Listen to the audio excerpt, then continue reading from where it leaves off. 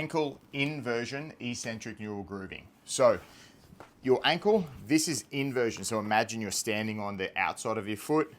Eversion is the other way. So what we're going to do is we're going to start here, going to here, but eccentrically loading up the tissue on the outside while we do it. So what we're going to do is you're going to actively get to as much range as you can here, which I don't have a huge amount of range here, and not many people do, to be fair.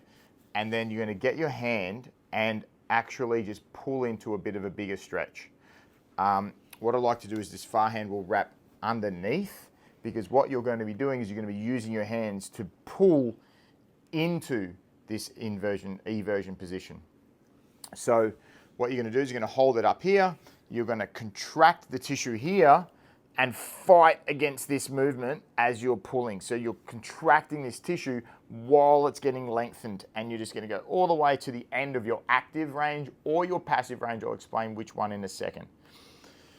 If you are doing this for hypermobility, it is very important that you only go to the end of your active range. Do not go to the end of your passive range. So as you're doing this, you can feel the tissue contract, you can feel it, you can feel it. As soon as you can't feel it anymore, stop.